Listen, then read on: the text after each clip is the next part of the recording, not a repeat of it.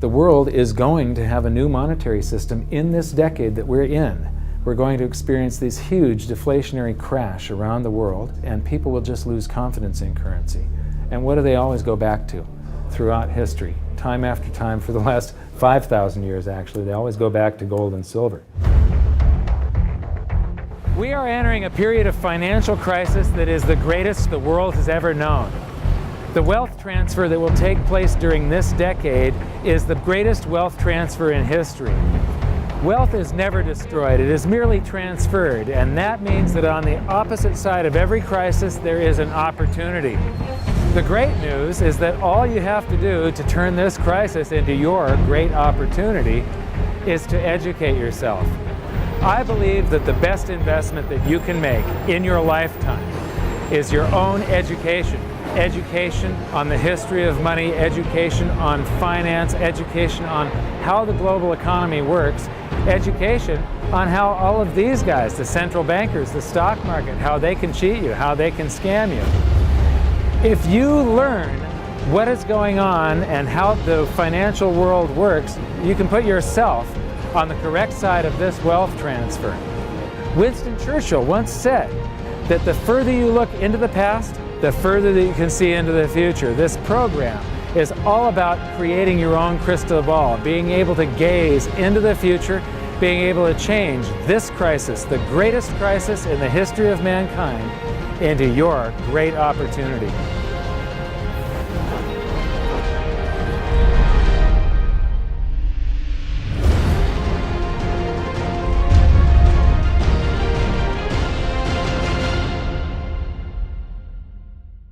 So it all started back in 1999 when my sister and I hired a financial planner to help my mother with her assets, and we gave him control of the family's assets, and in the next year and a half he lost 50% of what she had. You know, he would come to us every 6 months, we'd have a meeting, and he'd have this smile on his face, just ear to ear smile, going, "We did really well. The S&P lost 24% and you only lost 18." And so I fired him and I moved all of her assets to cash, and I dove into studying the financial markets, which led me into studying the economy. And when you start reading about the global economy, the people that are concerned with trade deficits and budget deficits, it's the hard money advocates, the gold community. And once I started reading them, they also write about monetary history, and then I really fell in love. Because monetary history just repeats and repeats over and over again, echoing all the way back to the beginnings of civilization.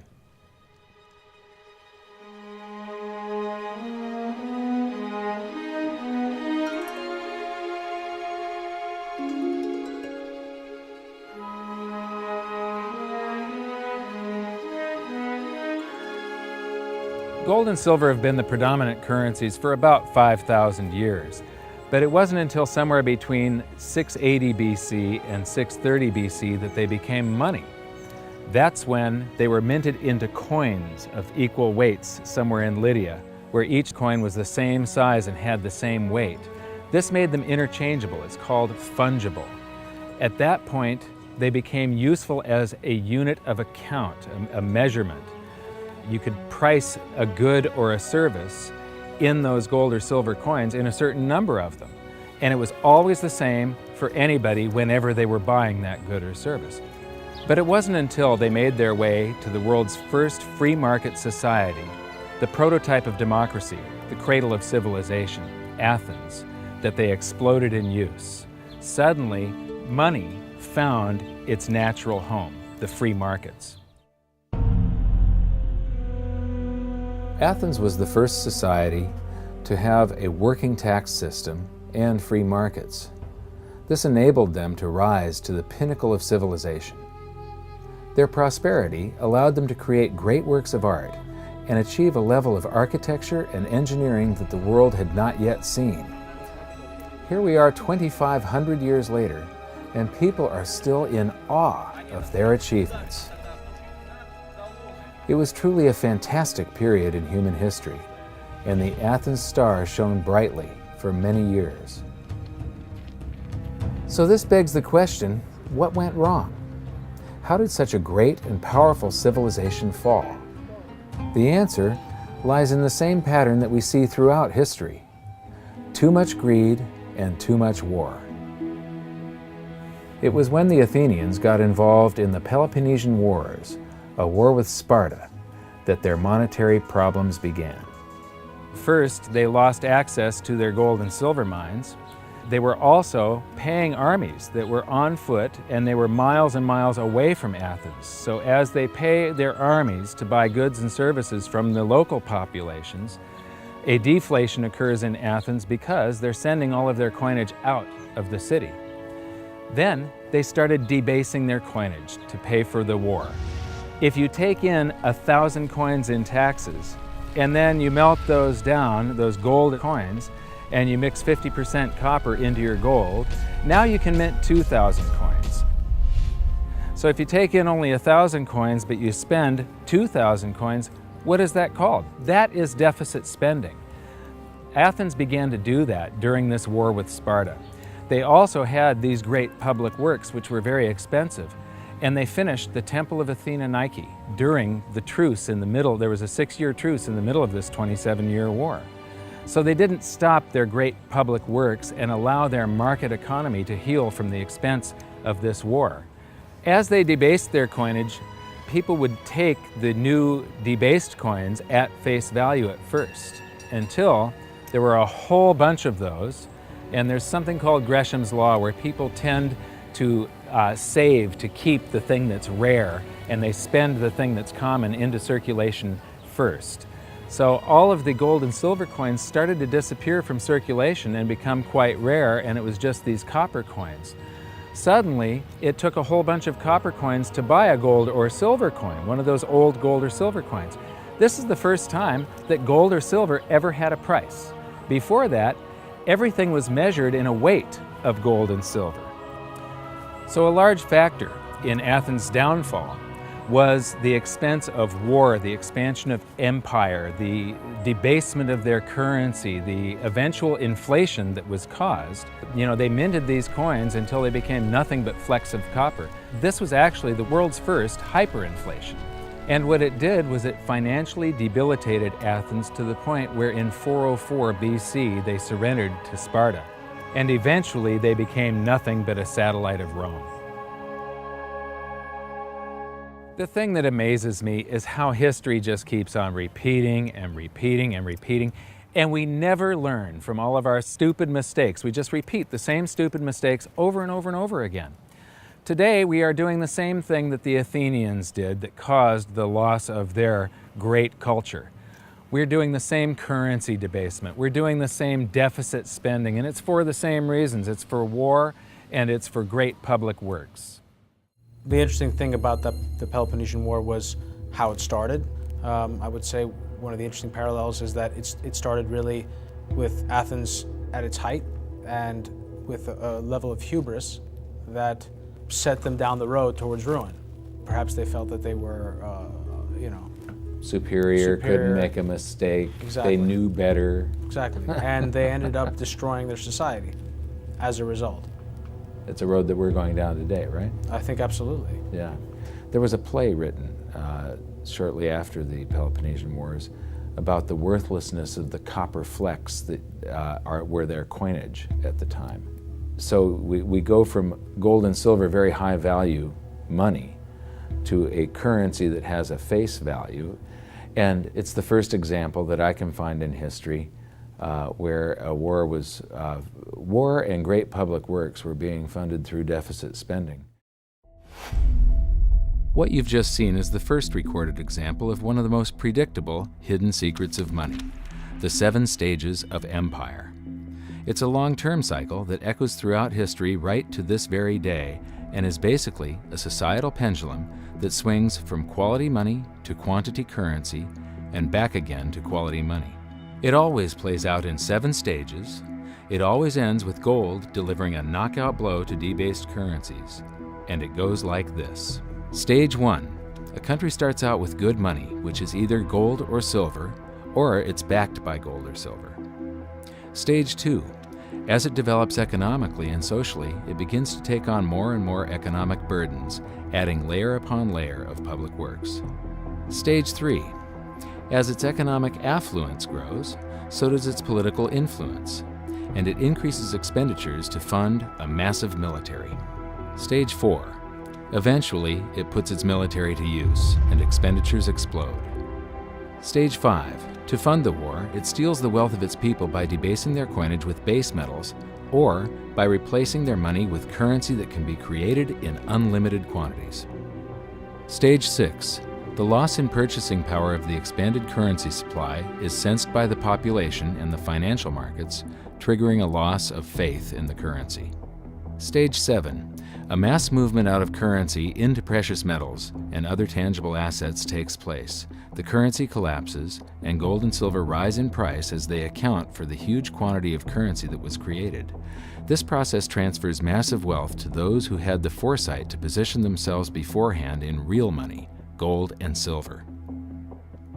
You know, our monetary system basically steals from the poor and middle class and transfers the wealth to the banks. We see this throughout history, and it's just repeating over and over again. What's happening in Greece right now is basically the same thing that was happening back in 407 BC. The deficit spending to fund all of these public works and the debasement of their currency supply caused them to become nothing but a satellite of Rome. Today, they're becoming nothing but a satellite of the banks. Well, the idea of Gresham's law is simply that people are going to hold on to what's value and spend what isn't valuable. Way back in my youth, I was 11 years old when we went from a silver-based monetary system to a purely fiat system. People saw that silver was money, they got used to it, they didn't really think about it. And in 1965, under President Johnson, he basically said, well, silver's too valuable to be money. We're going to just start putting out these substitutes, which were what we call cupro-nickel coins. They were nickel, they were copper plated with nickel at the time. And of course, the metal value was far less. And I understood that as a kid, and yet very few adults really seemed to get the idea of what was really going on. There were a few, and it only takes a few. And of course, the Gresham's law took effect, so the currency came out of circulation rapidly. It's very interesting to me, knowing monetary history fairly well, is they're always, put out in silver-looking or gold-looking form. I mean, in most cases, you'll have, in fact, they look rather interesting. I mean, some of them are like silver on the inside and gold on the outside. With the look, they have no value at all, really, other than melt value of pot metal. To me, it's sort of at a subconscious level. Why are they making them gold-colored? Why are they making them silver-colored? I think there's an inherent knowledge in the human species that knows that gold and silver have value. So if they look in their pocket and they see something gold-colored or silver-colored, it gives them kind of a warm, fuzzy feeling. And it's like, oh yeah, but there's no value in these coins, really.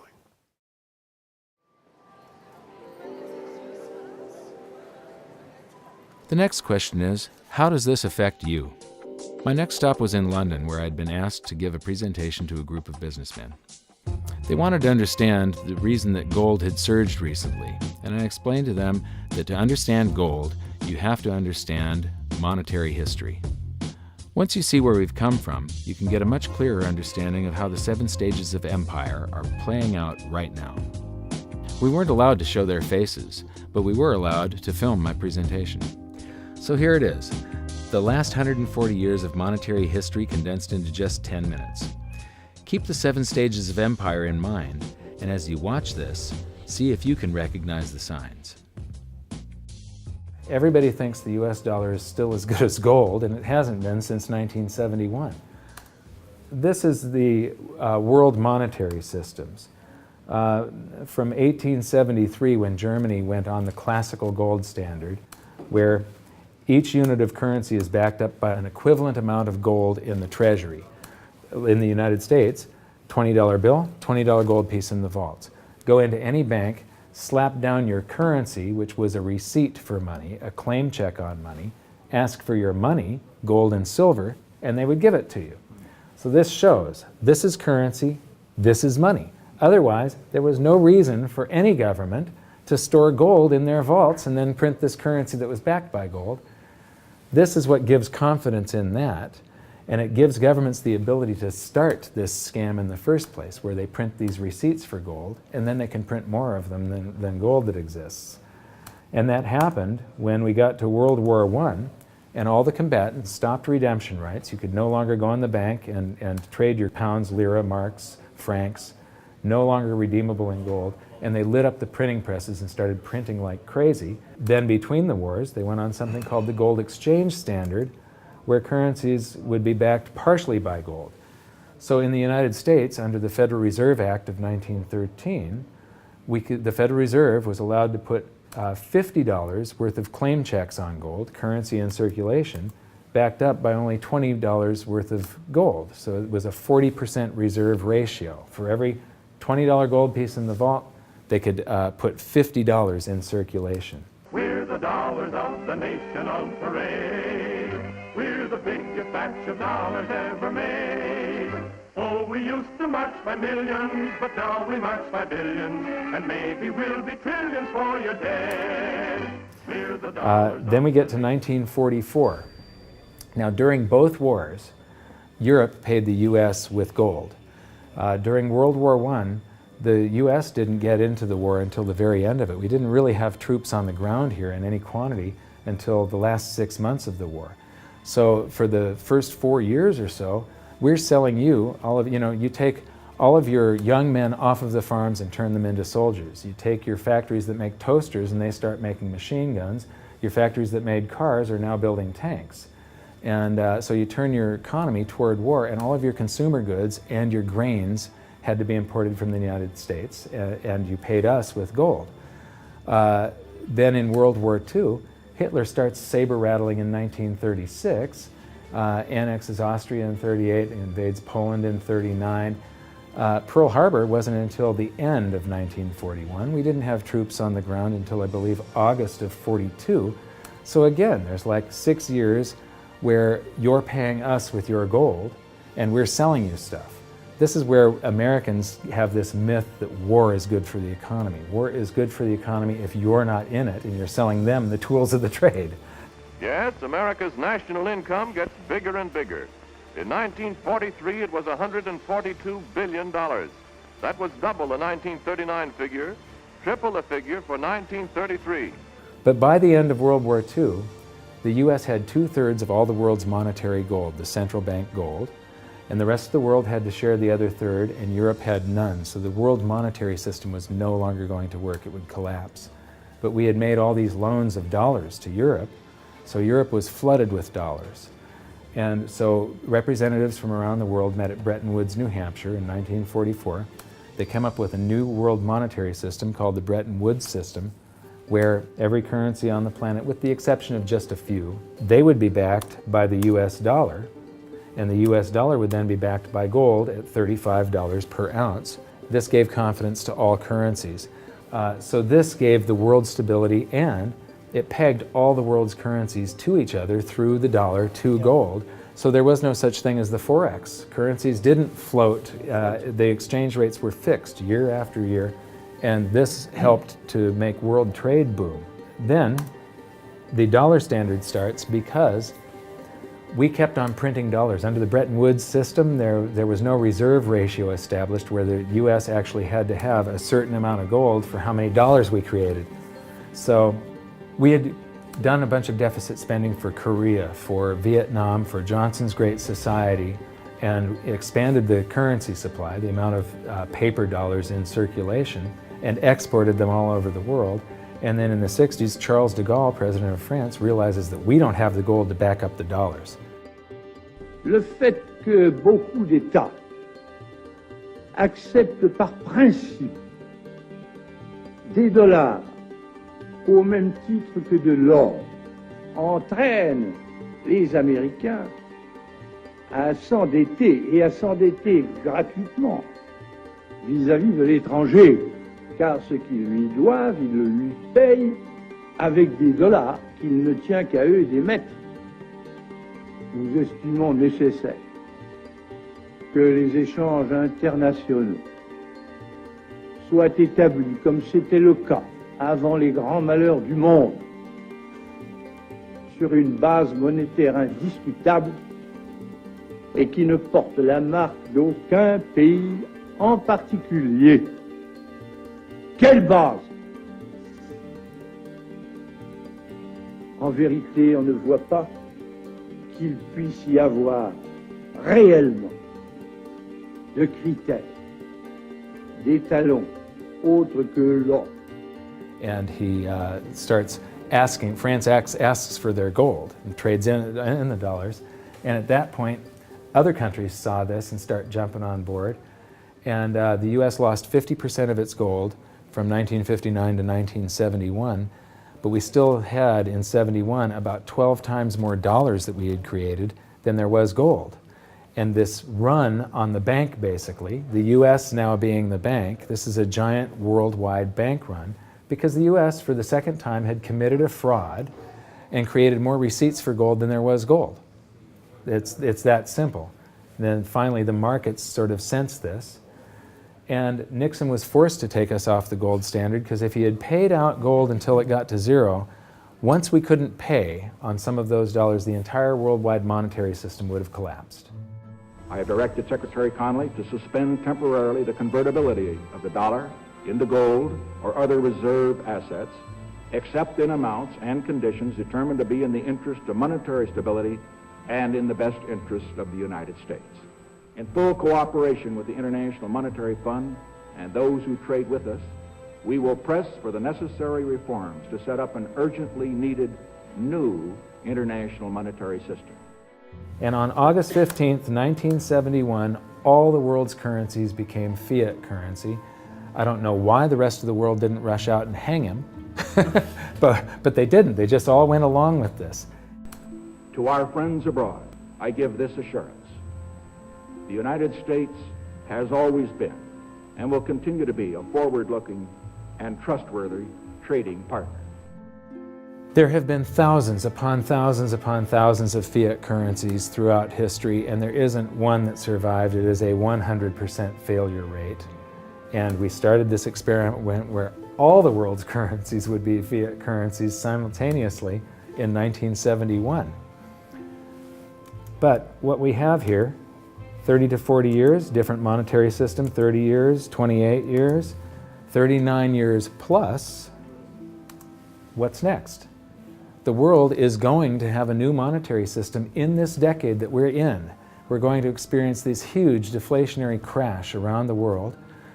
The world will probably end up on some sort of new monetary system, probably after governments try and print their way out of this and cause hyperinflations of all the currencies, and people will just lose confidence in currency. And what do they always go back to throughout history? Time after time, for the last 5,000 years actually, they always go back to gold and silver. In a world of floating currencies, and that's what all national currencies are today, they bob up and down relative to each other, but they're all sinking relative to gold.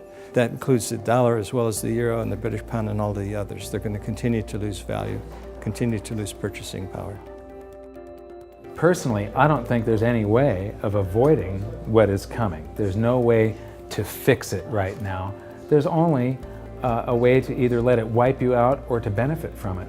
And I want to make sure that it's not just a few of the big investors in the world that are ending up with all the cookies. I want to make sure that there's as many small investors as possible that are benefiting from it, because that's what makes society run.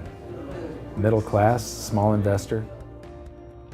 One of the biggest challenges for human beings is that physiologically we are designed to operate in recency. You know, the fight or flight response is literally in my cells, literally. And so that when I'm in the wild, it's about I need to look for something to eat or make sure I don't get eaten. And how that translates into the modern world is that we think only about what's happening immediately in front of us. And so we think a long time is last week. In the world of YouTube and Facebook and instant messaging, we think 3 seconds is a long time. Like, did you get the post already? I already posted it. And the reality is, if you look at history, and I don't mean a week, I don't mean a month, I mean decades, I mean 100 years, I mean a couple of 100 years, I mean more than a couple of 100 years, you can start to see some patterns. You can see some things that are going on because history repeats itself. There are some trends and there are some movements that you can learn from. And you literally have to go outside of your human instincts to look at history, because we just want to focus on right now, because as I said, that's about either eating or being eaten. So we've got to go beyond that, and that means not just focusing on the here and now, but learning some real powerful stuff from what's happened, because there just might be some indicators there as what's going to happen in the future. Now, the 7 stages of empire, just as a reminder, started with sound money, and then a country adds layers of public works and social programs, and then develops a massive military, and then puts that military to use, and to pay for the war, it debases its currency supply, which causes a loss of faith in the currency, which then leads to a currency crisis, and gold does an accounting of the expansion of that fiat currency supply that happened over all those years of the first 5 stages. We are in the 6th and beginning the 7th stage. Gold started the accounting in the year 2001. It was $250 then, but we're still in the very early stages of this. Well, that's right. I think one of the problems with gold is people just don't understand it. I mean, for one thing, it's sort of been banished from the curriculum for 35 years. We have going on 2 generations of academics and scholars who have never studied gold. Unless you're a specialist in economic history, you can go back and look at it. Now, when I was in university and even when I was in graduate school in economics, we were still on the gold standard in some form. It was fairly attenuated, but when you studied the IMF and you looked at how they present the finances of a country and the breakdown of the reserves and the capital accounts, gold was a line item in the capital account, and you had to understand how it, what role it played and how it could equilibrate in terms of balance of trade. Well, that's gone. The IMF, Nixon went off the gold standard in 1971, and bright young economic students just don't understand gold. They think it's a joke, or they think it's maybe a commodity trade or a momentum trade. They don't understand that it really is money par excellence. So now we've learned that money was born in roughly 630 BC when it became fungible. It was free markets and sound money that led to Athens' great prosperity. But debasement of their money for deficit spending on war and public works played a large role in their demise. Over the past 140 years, we've debased our own currencies to the point where 2 generations of scholars don't even understand gold. We learned about Gresham's law and that bad money drives out good. In recent history, there has been a new monetary system roughly every 40 years. And we've learned that we are in the 6th stage of the 7 stages of empire. So that's it for this episode. Join us next time when we learn more about the chaotic state of the US dollar standard and how it's going to affect you no matter where you live on the planet. When I wrote my book, I said that we're coming into an era that is going to be the greatest wealth transfer in the history of mankind. Therefore, it's the greatest opportunity in the history of mankind. I've made it my mission to help as many people as possible get through this crisis and to come out on the best side of the wealth transfer. I've just finished filming an exclusive presentation titled How the 7th Stage Will Unfold, where I detail what I'm doing personally to prepare for a range of scenarios. It's available at hiddensecretsofmoney.com as part of your free information toolkit.